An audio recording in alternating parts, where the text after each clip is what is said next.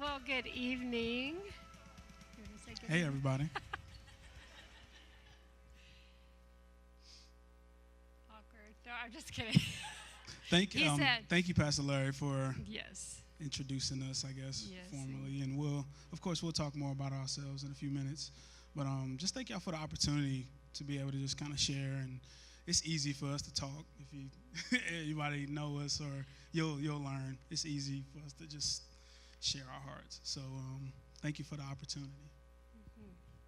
So tonight, as Pastor Larry shared, we're going to be doing these sporadically throughout the year, but this is my story. So we're just going to tell our story, and hopefully you'll be encouraged. Hopefully the Lord will stir something in you within your own story of where you're at in the season that you're in.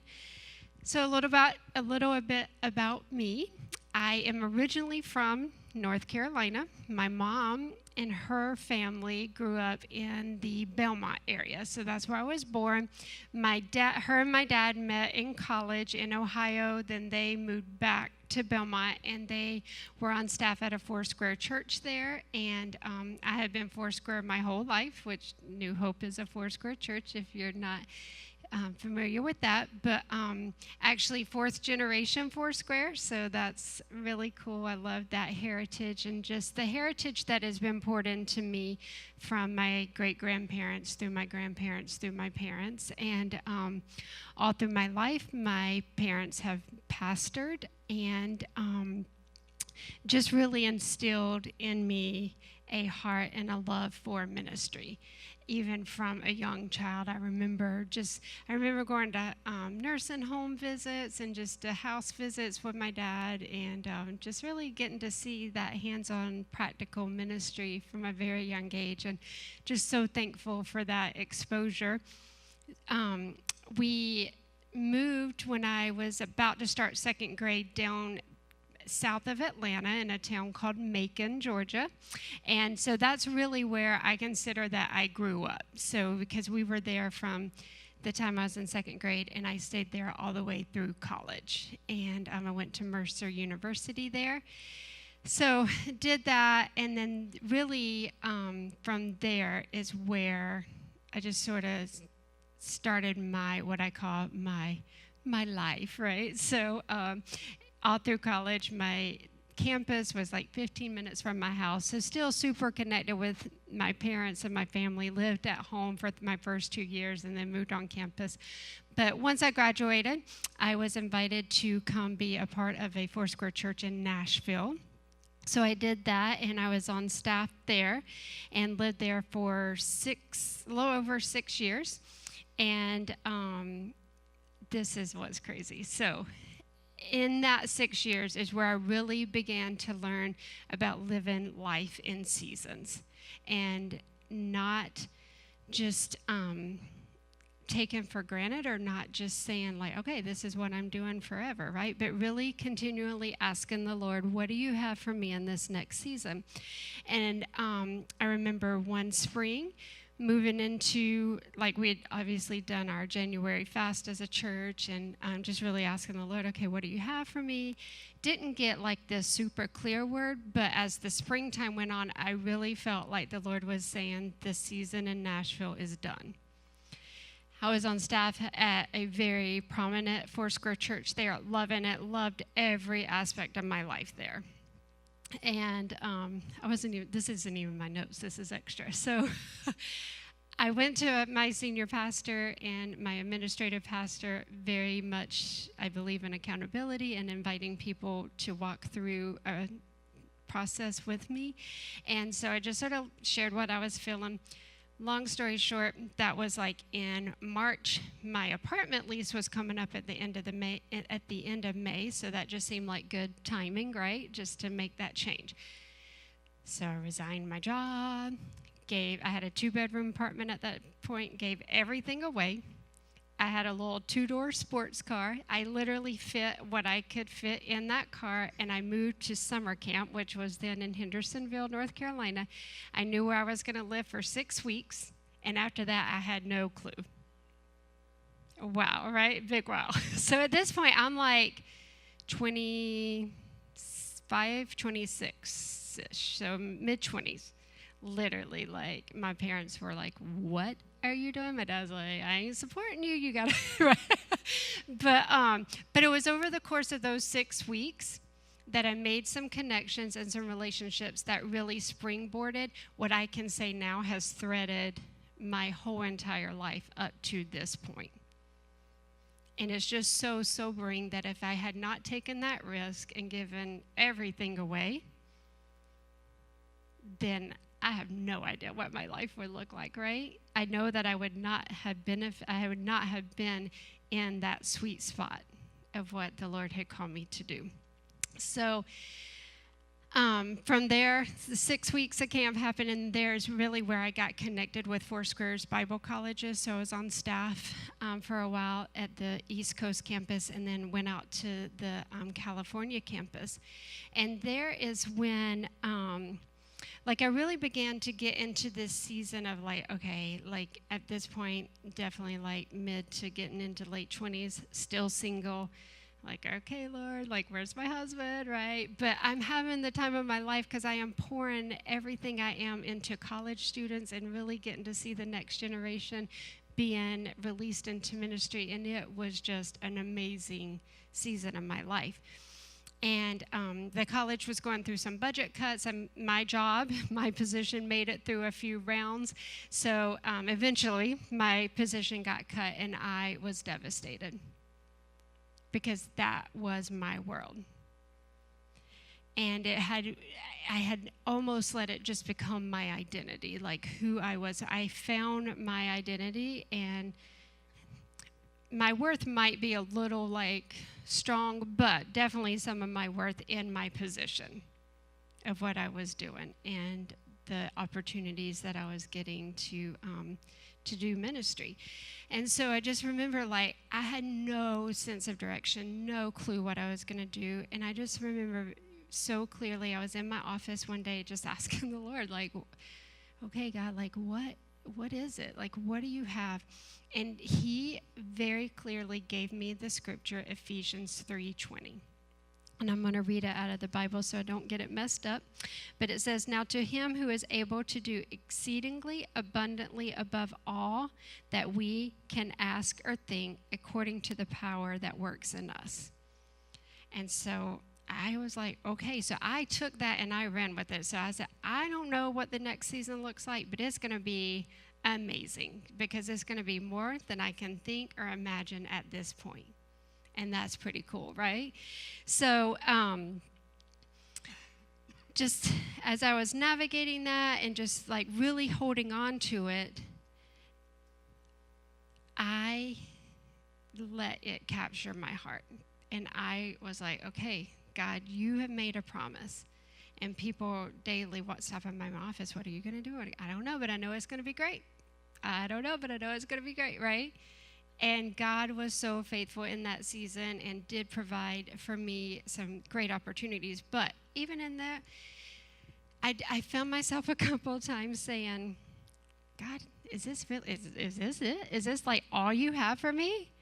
Because I'm still single, still have these dreams of doing, my whole life I had dreamed of doing ministry with my husband because that's what it had been modeled to me by my parents. That's what I wanted to do.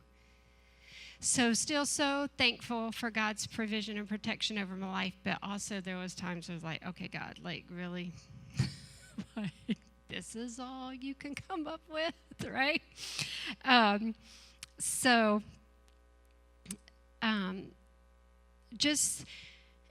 But still, that wanting to be married was just something that I couldn't shake. So, and I knew that because I couldn't shake it, that it was probably something that was put in me by the Lord, right? Something that I was supposed to be contending for. But I also came to the place where I said, Lord, I literally said this to God one day. And if y'all haven't figured out yet, God is okay with us being mad at him sometimes, right? He's okay with us being honest. He's okay with us being I don't get you. He can take it, right? So just in my raw emotion, in my honesty, and I'm just okay, God, I want to be married, but at the end of the day, if you don't do anything else for me, you've done enough. And in that moment, I said the words before I thought about the cost of having to believe that, right? Because he has done enough. And so just having to come to a place where I was content, that it is biblical, it is great to have dreams and to have things stirring in us and things we're contending for. But it's also great to know the goodness of God in the moment, even without those things being fulfilled. And so that was just a super sobering moment for me. And so all of this was like 2006, 2007. Fast forward a few years, 2011. I still single, and I was done. Because I was weary. And I remember I was on staff at a church, actually the church that we came here from, and I was on staff there, and we were in a staff meeting, and our pastor just said, you know what, we're not going to talk business tonight. I just really feel like the Lord just wants us just to be vulnerable with each other, and just let's talk about where we're at in life. And I'm like, oh, goodness. And some of you have been around me enough to know. So if I let myself, I could be a very private person. And some of that is just my personality. Some of that comes from just family dynamics. Some of that comes from, oh, you're in ministry. You can't tell everybody all your stuff, right? And I was probably like the fourth person around the table from where it started, and I'm like wrestling in myself, like, oh, what am I going to tell these people? Like, I love these people. They're family. We do life together, and I'm having to ask myself, am I going to be honest of where I'm at? And so, absolutely. So I was, I just said, and this is all I said, is I am done. I cannot do life and ministry alone anymore. Like, I'm done. And quickly, they gather around me because I'm a crier. Pastor Larry's experience. I cry. I'm a crier. I cry when I'm mad. I cry when I'm sad. I cry when I'm happy. If you guys have seen me, you're telling me something, I'm like, oh, that's so awesome. Right? I love it, right? So, but I'm just crying, just really being real with these people. And the word that the Lord spoke to me was through another pastor on staff, was that people are going to minister to your biological children just how you have ministered to others. And y'all know what I thought in that moment? I want a husband. Right? Like, we're talking about children. I want to, that's where my mind went to. But then the Lord quickly flipped it, and the Holy Spirit said, but that's a promise to hold on to, because to have children means I'm going to give you a husband. Right? So this next season, I'm grabbing onto that word. I know that, God, you have said I'm going to have biological children. At this point, I'm like 36-ish, 37, I don't know, somewhere around there. So, people looking at you like, yeah, when you going to get a husband, because your time's ticking, right? Like, I was like, if one more person tells me something about my biological clock, I might just punch them in the face. So, but all that to say, so it was just very settling and very just timely of having a word to hold on to move into that season. And so this is spring of 2011. So November of 2011, if y'all don't journal, please do. So my word right here that I just told you about biological children is written right there. Because in the hard times, that's what I went back and read. That was in March. In November of 2011, I was at a leadership meeting, and they had ministry time. And again, oh, Lord, am I going to be vulnerable and go down for prayer, right? But again, so done in March. Can't do this anymore. The Lord gives me a word. So I'm holding on, contending. November comes, and I'm like, God, Like, what is the deal? Like, so between March and November, another birthday had happened. So I go down and I find someone to pray with, and the word that they gave me was, God says, I see the longing of your heart, and I have not forgotten about you. Do not give up. Hold on a little bit longer. He isn't ready yet. Just keep holding on. So a little bit of a hard directive, right? You got to keep holding on, but also an encouraging word. He hasn't forgotten you, and keep holding on. So obviously went home, wrote that down, and continued contending for that promise. Biological children, and that he hasn't forgotten me, and that I need to hold on. So coming to a place of obedience and contending for the promises and the dreams that God had placed inside of me. So that's sort of up to where I'm going to pause, and then we're going to let Nick share a minute. Ooh, wow, that's just crazy. Every time I hear it, it's like, oh my goodness, wow, that like really happened? Yeah, that really happened. But so I grew up and was born and raised, actually lived in Washington, D.C., so I'm a northerner, so don't beat me up. But my parents lived in Washington, D.C., but ended up being in Alexandria for some reason. That's where I was born. So they were just like out and about. They always traveled and whatnot. So bam, here's Nick. He's ready.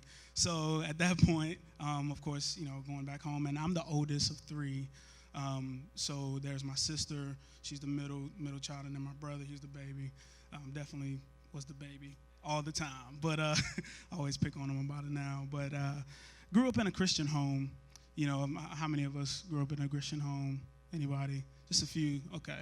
So, but I know there's plenty of people that haven't, but it doesn't really matter either way. God still has his plan in store for you. But I didn't really care about that. That wasn't something that I valued. I just went to church because my parents drug me to church every week. It was like, you're going, so come on, and it wasn't, we didn't go to the type of church that, we went, like Wednesday for this, Thursday for that. I mean, it was mainly just Sundays. We had like Sunday school and things like that. So it just became like something we did. And I also played drums, played drums really young. I started when I was 5. My dad taught me, and his dad taught him. And I mean, it's like a lineage kind of thing with drums and music. And he's going to teach Anna Mary. Well, hopefully teach Anna Mary. She boogies, that's what she calls it. So I'm like, hey, that's all I need right there. Come on, let's go, play. But she's got a little drum, and she loves that thing. But yeah, he started me out real young. I just would sit on his lap, and he would just play, with his feet, and then I would play with my hands, and that just started something huge in my life. Like, music was just the thing. Like, that was it. So when it came to church, I played drums at church, and it was really just me and another guy that was a young guy. We were kind of like the band, because you could pretty much do that with a good keyboard player and a drummer. You can kind of make anything happen. So that became like, if I wasn't acting right, that became a punishment. So it was like, my dad was like, all right, get them grades up, or you ain't playing Sunday, And I was like, oh, okay, I'll try, and then, no, you ain't playing Sunday. So that type of stuff, that just happened week to week. And that was kind of my incentive to do good, for lack of a better whatever, So I, did that all through. I mean, as soon as the older guy that was playing drums would let me and play on his drums, that was such a big deal, like, don't just play on, don't beat on my stuff, don't break my stuff, whatever. And I was like, I know, my dad taught me whatever, old guy. But that was just my thought, at the time. And so all through elementary school, high school, did, like talent show and all of that type of stuff. So that comes easy. Well, what didn't come easy was getting picked on in school. That didn't really come easy. That wasn't fun. So that whole thing, like, where you've heard hurt people, well, that was me. It ended up being me, and I ended up being a bully in school. didn't really beat up a bunch of people physically, even though I could have, because I was always the more husky kid, if you want to call it that. I was a little overweight, a little short, whatever, and that was part of it. I had that Napoleon syndrome, I guess, or whatever. I don't know, but if you said something wrong to me, I was gonna cuss you out. I was gonna beat you down with words. I was gonna call you something that was not remotely in your DNA. But that's what I called you because it made me feel better. It made me feel like I was worth something. And that carried on all the way through high school. I mean, at least through 10th and 11th grade. It wasn't until I became a senior that something just clicked in my head. It was like, okay, dude, like, you're about to go off and do whatever, because at that point, school wasn't that important. It's crazy. Earth science, right? Like, they make you take like 3 different kinds of sciences. I failed it like 3 times because I just didn't care. I mean, it was literally like that. So I'm a senior, 17, in 3 science classes in 1 year. When seniors are supposed to be just taking like 2 classes and they have a half day and they go work, I'm having to take earth science, biology, and chemistry all in 1 semester. Yeah, that's what I'm saying. So I'm like, what? How am I supposed to do that? And I don't have any friends. Or I don't have anybody that's going to help me because I've been beating up everybody. So I'm sitting here like, okay, you really got to study. You really got to make this real, because otherwise they're going to hold you back. I was not trying to tell my parents that. I didn't want them to know that type of stuff because, of course, they wanted the best for me, as parents always do. They did because they wanted the best, because kind of came from a broken family. I was, like I said, I'm the oldest, and my dad is the oldest of 4 for him, but his father left when he was really young.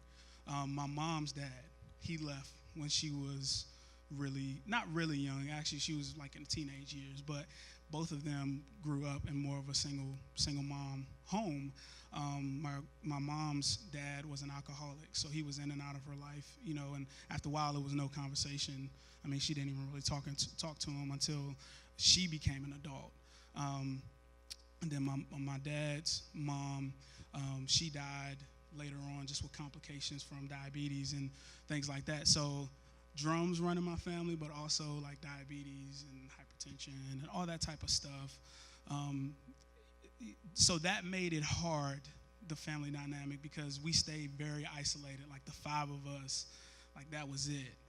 Because you ain't going to your aunt's house, you ain't going to your uncle's house, and this and that. And there's one time I got to tell you that, like, the 3 of us went over to my aunt's house. I know y'all say aunt. I'm sorry, I say aunt. But yeah, that's just bad grammar or whatever. DC, sorry. But we went over to her house, and my parents were coming to pick us up. Well, of course, my dad's walking through the door first. My mom's there, and he asked my aunt, like his sister, where's Nick and Nigel and Nicole? Like, where are they at? And she said, oh, they were just going to get me some food and just going up the street. And he was like, okay. Well, we didn't come back with food. We came back with drugs for her. Now, I'm like 6, 7, have no idea. My cousins are all older than me, just by 4 or 5 years or something, but I'm not sure if they really even knew. But if that paints you a picture of where we came from, then yeah, that's enough right there. There's plenty of other stories, but grace. That's literally what kind of carried me through. Didn't know that that's what that was. Who knew what that word was? Not me. That wasn't something that I paid attention to. So after graduating high school, I moved to North Carolina. We lived in Statesville. So my brother and sister, because like I said, brother and sister was still in like middle school and high school. So I started working because my grades weren't good enough to get into college at the time. So college wasn't even a thing I thought about necessarily. It was like, oh, maybe you can go to the community college. You got to wait a year to get the residency and all of that and have a permanent address. And so I had to wait a year for that. Well, a year ended up being like 2 years, and ended up being like on the 3rd year we were there, take one class here and there and blah, blah, blah. Well, that just kind of kept going and kept going. And I had a couple good jobs and things like that. So I was like, I'm not really in a hurry for that. So let me just keep working. And of course, my parents, my dad dropped out of high school when he was in like 9th grade. My mom, she graduated high school, but that was it. She didn't go into college. My dad went into a trade school. He's a mechanical engineer, so he works on like big AC units and chillers and boilers and all that type of stuff. So he always was in the back of my head, like, you got to get a trade. You got to get something in your back pocket. You got to get, And I was like, that's not really something that I want to do. And military wasn't really something that, I wanted to do. So I was like, well, I'm going to just work. I'll work. And like everybody else is like, oh, just work. You got to have money, And after a while, you had to take care of myself and this and that. I still lived with my parents, but, you're paying for your insurance now. You're driving the car, you're paying for your insurance. You're doing this, you're doing that, you got to pay for it. If you don't like what we're eating for dinner, well, you go buy something. I mean, that type of stuff. So my dad was hard. He was rough. It's gotten better now, though. But that was my life just growing up. And so while I was in North Carolina, or while I was in Statesville, I met a friend of mine while I was working in a music store, go figure. And a friend came in, or a guy that I didn't know that was going to be my friend eventually. He came in while I wasn't there and asked, because you go to the music store, like if you're looking for musicians, right, like people put, business cards up, need a drummer, need a bass player, got a band starting, I need 2 other whatevers. And so he, when I came in on Wednesday, Mark, my friend Mark, he was like, hey, Nick, this guy came in and said he needed a drummer, and he needed a black drummer. And I was like, Mark, what does that mean? Like, what? Somebody actually came in and asked you that? Now, Mark, he's a great drummer as well. Like, it was 3 drummers that worked there, Gary, Mark, and me. So we were all like, and Mark is white, Gary is black, but he wasn't there that day. But he needed to be young, he needed to be a black drummer, and he needed to be good. That's what the guy came in and said to Mark. And Mark was like, man, that kind of hurt my feelings. He was like, this is not right. But I gave him your number anyway. I was like, oh, that's cool. Well, later on I found out that he does this big like outreach thing with students. Well, I ended up playing with him, and for 7, 8 years, doing just these things called school release. They bring kids to a local church, and their own buses, nothing connected to the school, and preach the gospel. Pretty much have an evangelist come and speak, and we play a couple songs and get them all hyped up and all of that. And students would just be coming to Jesus. Like, it was so awesome. But still, it was just something that I did. It was fun, and we somehow got paid and all of that good stuff. So that was nice. And you kind of felt that tour life a little bit. Staying in different places, meeting different people. Well, one of my other friends that was playing in the group, he went to a Foursquare church. He was a youth pastor. And he was like, hey, Nick, because I had gone to the church a couple times, just giving you context, and kind of helping out, playing drums and this and that. So I had a relationship with him as well as being in the band. He said, Nick, I need a dorm leader for this camp that I'm working. Or that I'm taking some students to. He was taking a good bit, at least 20 to 25 maybe, at least like just boys, and then they had like a whole nother 20 girls or something like that. It was a decent amount. And he was like, I'm short dorm leaders. And I was like, I'll go. I was like, I'll get off of work. They kind of work, Staples, that's the company I work for still. Yeah, it's been like 12 years. But they were real flexible with my schedule and was like, yeah, just, put in for it, blah, blah, blah. Well, I went and knew, of course, like I said, knew all the students. So it was a great time. But, and I'm not even sure if this was the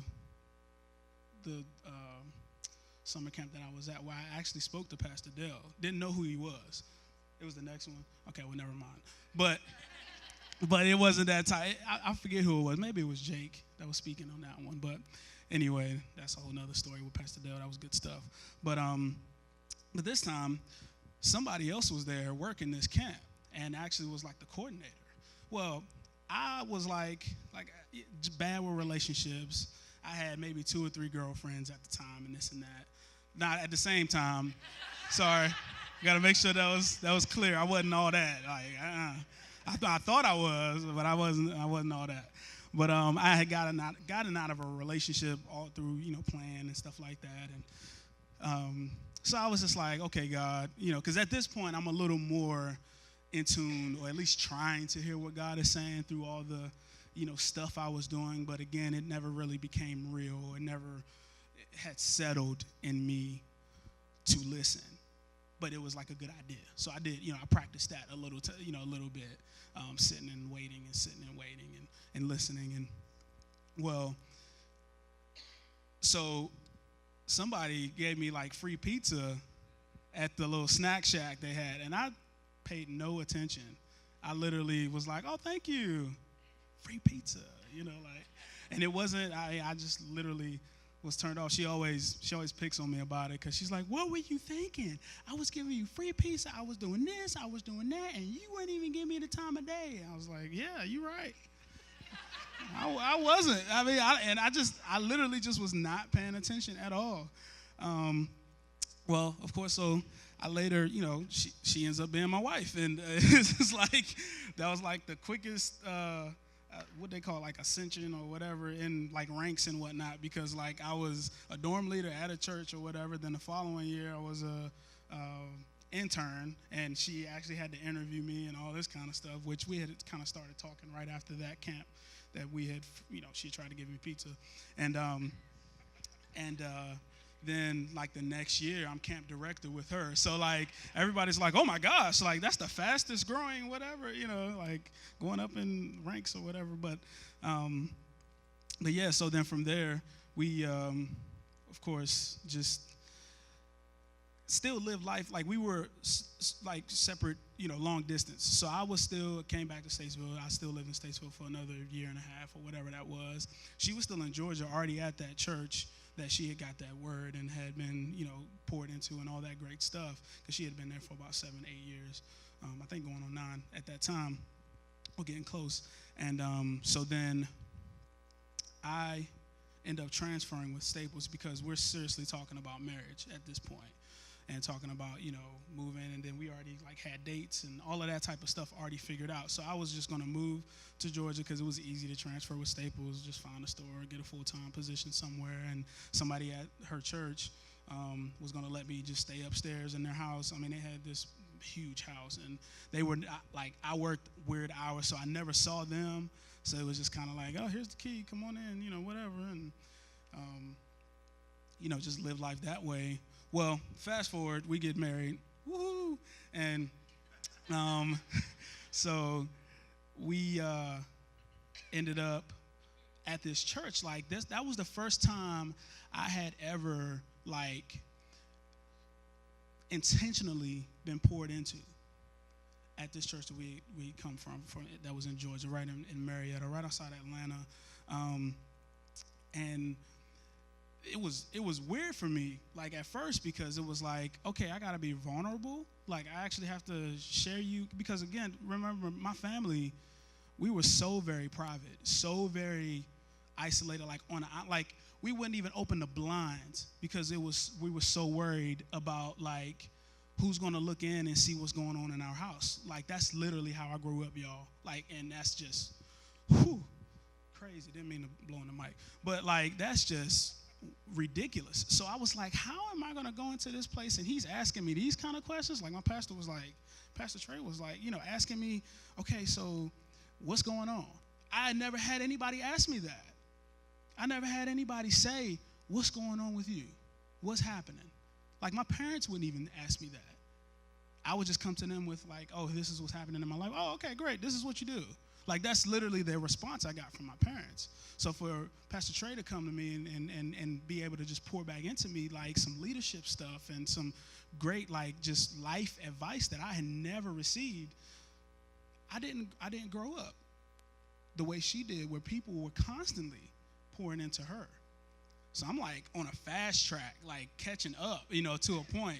And of course, neither one of us, we haven't arrived. We don't know everything. None of us do. But it was such a like just life-changing thing, because it's like now, oh, okay, I see what God was doing all this time. That was grace. Or now I know that all of those times that I got in trouble at school and I didn't get suspended, or the times I was with this crowd and didn't get arrested, or when I actually did this dumb, super dumb thing and didn't have to go to jail for 10 years or something like that. Now that's for real, y'all. Like, I did something really dumb and didn't have to go to jail. Like, the judge was like, all you got to do is pay court costs. It makes no sense that he cared that much about me to say, no, this is the plan I have for your life, to know what that grace is, to really, now your story might not be exactly the same, but this is what was blowing my mind, because I'm like, man, all of this is stacked up against me, but yet you chose to put me at this church where she was planted, where she was. And at that point, this is what ministry with a spouse was like, that she had been praying for so long, and now we're here. So just to connect a couple of dots. So remember, spring of 2011, I'm done, and God's telling me that I'm going to have biological children. November 2011, God's telling me he's not ready yet. Hold on. Well, it was July of 2011 that we met. And like Nick shared, he had just got out of a really bad relationship and wasn't ready yet. And so just so sobering to look back and just to see God, the word is, like, I don't want to just overuse it, but God's grace in those seasons. And then, so like Nick said, 2012, really from about Thanksgiving 2011, I had come up here. All my family had moved back up here. So I came up. We actually met for breakfast one day. Spring of 2012, we realized, okay, the Lord's doing something between us. And then Christmas Eve 2012, we got engaged. And then May of 2013, we got married. And I turned 40 in April, right before we got married in May. So 40 years old, getting married, still having this promise of biological children. But still having people look, oh, I don't know. His dad says to me, the very first time I went to meet his parents, when we knew that, because we had both said that we're not dating just to date. We want to know that this is what God is calling us to, and we're only getting in this relationship if we know that it's leading to marriage. So we had already sort of solidified that between us through conversation. So when we talked to our parents, that was the conversation of, this is what the Lord is doing. So he had told his parents about me. I came to meet them. I had not even been in their home for 5 minutes, and the dad says to me, his dad, not the dad, his dad says to me, well, now, I want to be a grandpa. So can you assure me that you're going to make me a grandpa? That's my only thing. My only hesitation is I'm just not sure that you're going to make me a grandpa. Yo, I'm sitting here looking like. Right. But it broke, it crushed me, because I was like, first of all, how do you answer that, right? And the Lord really met me on that moment, and my response was, you know what? I have friends in their early and mid-20s that are having trouble getting pregnant, so I can't answer that because I haven't started that journey yet. So I don't. And it ended up being a very gracious conversation, but very something that you said that to him specifically. Yes. Yeah. Okay. That was my response to him, and just the Lord meeting me in those moments. So. But this is what's so cool. So as I'm waiting all these years, right, I'm like, oh, God, I don't want to, get married and just have to, get pregnant right away because of my biological or whatever. I don't want to have to deal with that. I want time with my husband, but then also feeling that pressure, right? So I used to always say, I think, and this is what I tell couples, in my advice because I had been married for so long and wasn't even married at the time, right? I'm like, take 2 years, take 18 months, just be a couple, enjoy married life, like take time, right? But then I found myself where I'm like, I don't know that we have time to take. But all that to say, from the time we got married, May 2013, Anna Mary was born May 2015. So the Lord really answered my prayer and just honored the advice that I had given over the years and given us that time just to really be grounded as a couple. And I was just going to plug in yeah. a little bit because at that point you were 41. Yes, so I 41, turned, didn't have any complications. Everybody was like, who is your geriatric, whatever.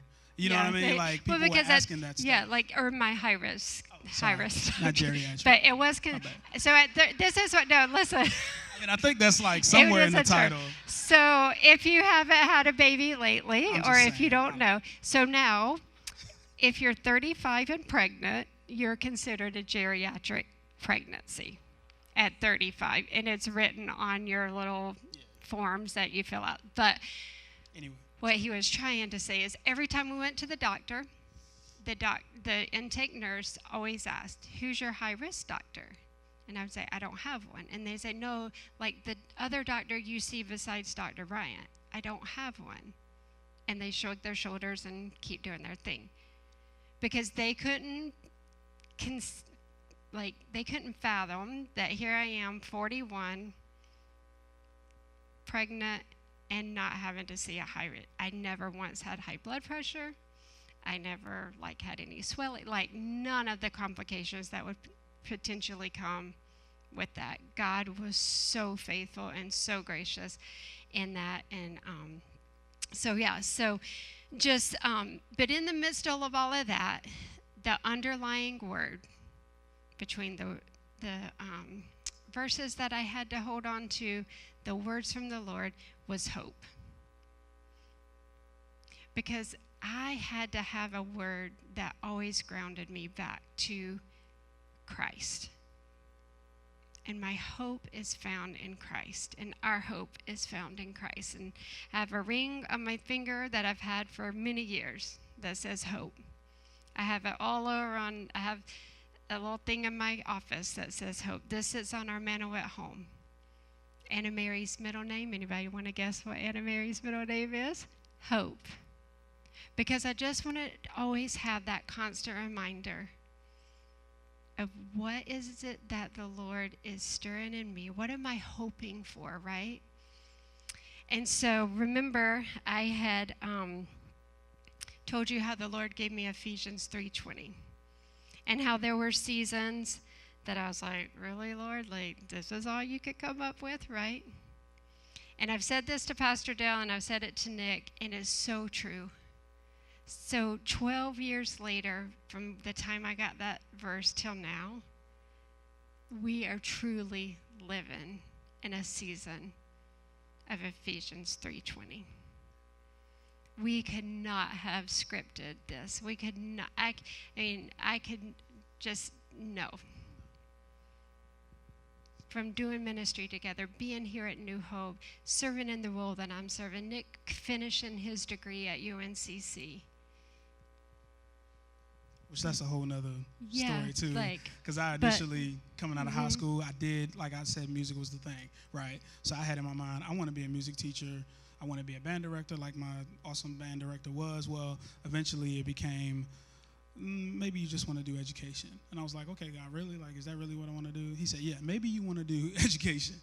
And I was like, okay, well, let me consider that. Well, now it's going to be elementary education, minoring in sociology, and then I can certify in special ed, and also I can certify in music, because that's all you need is a piece of paper necessarily now to say I can teach music. So how God changed all that up too, and giving me the grace to do that. Mm-hmm.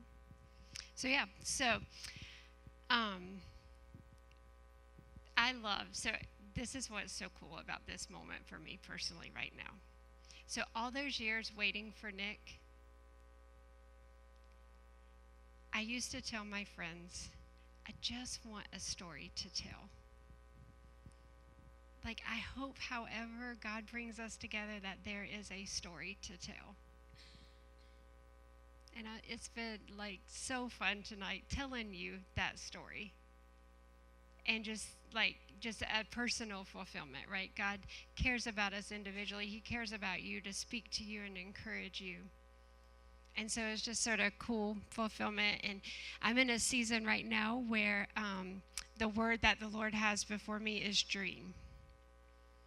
Because for so many years, right, I dreamed of what it would be like to be married. I dreamed of what it would be like to do ministry with my husband. I dreamed what it would be like to have children. And I have that. So what I feel like the Lord is saying is, don't just like, all right, I have it. But to seek him for what else he wants to do in our lives, for what else he has for us. And not that it's all about things and stuff, but how he wants to grow us, how he wants to use me in ministry. And to be honest with you, in 2017, my word was dream. But that year was about allowing myself to dream again. And this year, the Lord gave me that word again. And this year is about really discovering those dreams. And asking the Lord, okay, what is it? Like, what do you want to do in and through me during this season? This Ephesians 3:20 season, that's so amazing, right? Like, what is it that you're wanting to do? And so we just wanted to encourage you, I think our three final thoughts as we begin to wrap up. I think that there's three places that we can potentially live in at any given time. And we'll just take a minute tonight and just let you ponder, like, which of these three are you in, and what's the Lord doing in you? The first one is that you are in a season where you are confident in a word that the Lord has given you, that you have a word that you are holding on to, and you are just confident in that word. Just like I was back in my young adult with Jeremiah 29:11, I knew that God had plans for me, and I knew that there was a future. The second is that you're in a season where you're contending for God to give you the desires of your heart. Just like I was contending for, if you really think, probably like 2022 is when most girls start like, oh, dreaming about their wedding, right? You're of age, you can do that. So if that is the case, so for 18-ish years, contending for that dream. So that's a season that we can live in where we're contending for a dream or a hope that God has put in us. And the third place that we can potentially be in is that we're at a breaking point where we feel like we can't go on any further, that you've held on to that dream, you've held on to that word, but there's no answer in sight. Or you've met him, or the Lord has the answer right there, but he hasn't revealed it yet. And they're all three okay to be in, because God will grace you for that season. He will meet you in that moment. He will give you the word. He will give you the courage and the strength to continue contending for that, and to pressing through, and just to stay focused. He will give you strength, and he will give you encouragement when you're at that breaking point. So whatever three you find yourself in, I just want us to take a minute, just close your eyes, and just let the Lord just really reveal and speak to you, and just show you sort of what area.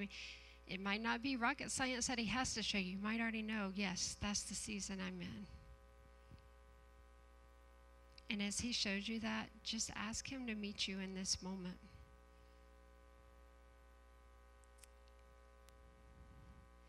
If you're confident in that word, thank him for that word. If you're contending, take a minute right here to continue in that contending, And if you're at the breaking point, ask Him to fill you fresh tonight and to recharge you for the fight.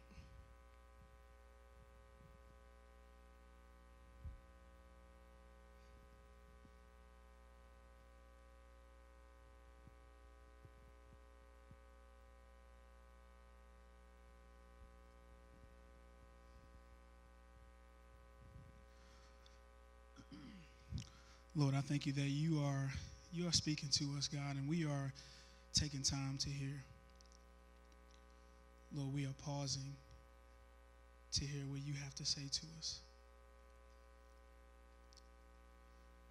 Lord, we will intentionally seek your face for what words you need to give to us to be encouraged. God, I thank you that we can have confidence in you if we're not there yet.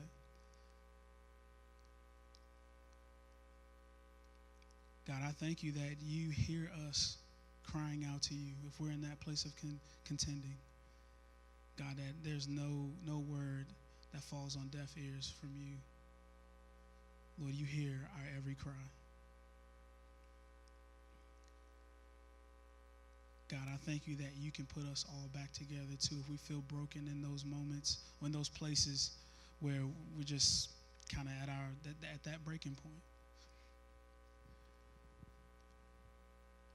Lord, I thank you that you are a healer of those broken places, maybe something even further back in our past that just we're allowing to be in the way. God, help us fight through that. Help us push through that. Help us take those blinders off so we can see what you have for us. God, speak to us clearly. If it's an audible word, God, let us hear it. Lord, if it's something that we need to hear from someone else or just by reading your word, you still speak. You still speak today. Lord, you still do miracles today. You still care about us today, right now, in this moment. So, God, we thank you. We already just claimed the victory over those rough places. God, we thank you for the victory that over those places that we have conquered and that we are moving on from and looking towards what you have or dreaming new dreams, hearing new words. God, I thank you for this time and just the opportunity for us to hear from you, Lord, once again. God, let it not just end from in this room, but God, that we will continue to listen for you, that we will continue to hear your voice. In Jesus' name, amen. Amen. We love you guys.